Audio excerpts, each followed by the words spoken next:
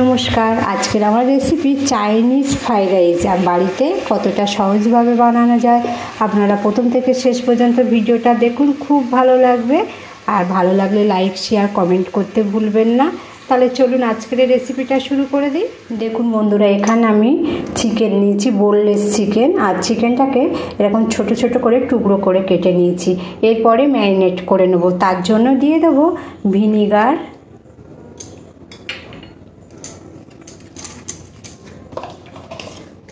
অল্প একটু গোলমরিচের গুঁড়ো, অল্প একটু ধনের গুঁড়ো,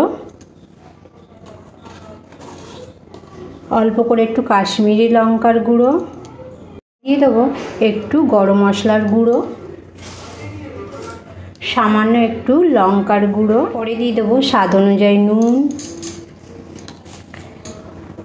আদা রসুন বাটা, আর সব শেষে দিয়ে দেবো ময়দা। এই সব কিছু খুব ভালো করে চিকেনের সাথে মাখিয়ে নেব। তেলটা খুব ভালো গরম করে নিয়ে এরপরে চিকেনের টুকরোগুলো তেলের মধ্যে দিয়ে একটু ভেজে নেব।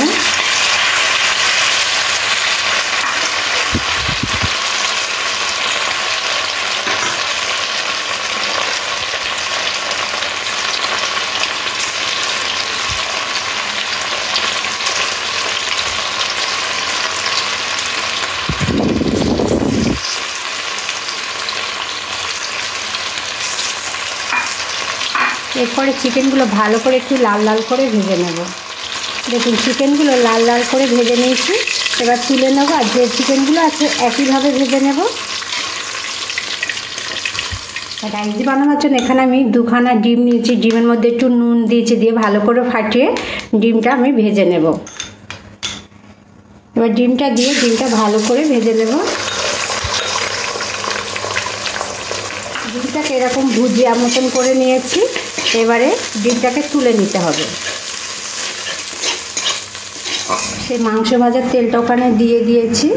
আর এখানে দিয়ে দেব রসুন কুচি, আদা কুচি। রসুন আর আদাটা একটু কাঁচা গন্ধ যাওয়া অবধি ভাজতে হবে।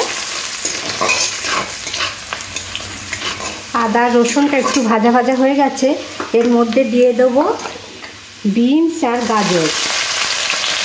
একসাথে খুব ভালো করে ভেজে নেব। এরপরে দিয়ে দেবো একটু বাঁধাকপি, দিয়ে দেবো লঙ্কা কুচি। লঙ্কাটা দিয়ে আরও খুব ভালো করে সবার সাথে মিশিয়ে নিয়েছি। এরপরে দিয়ে দেবো একটু পেঁয়াজ পাতা। পেঁয়াজ পাতাটাও সবজির সাথে ভালো করে মিশিয়ে নিতে হবে। এরপরে দিয়ে দেবো চিকেনগুলো, যে চিকেনগুলো আমি আগেই ভেজে রেখেছিলাম। এবার চিকেনের সাথে সাথে এখানে ডিমগুলোও দিয়ে দেবো, ভাজা ডিম। এবার সব কিছু খুব ভালো করে আর একবার মিশিয়ে নেব। আজকের যা রাইসটা দারুণ হবে। আপনারা পুরো ভিডিওটা দেখুন আর একবার এইভাবে বাড়িতে বানিয়ে নিন।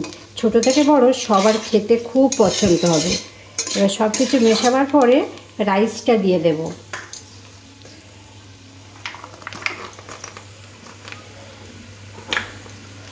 পরে দিয়ে দেবো সামান্য গোলমরিচের গুঁড়ো, অল্প একটু লঙ্কার গুঁড়ো সামান্য দিয়েছি, আর দিয়ে দেব সয়া সস, ভিনিগার,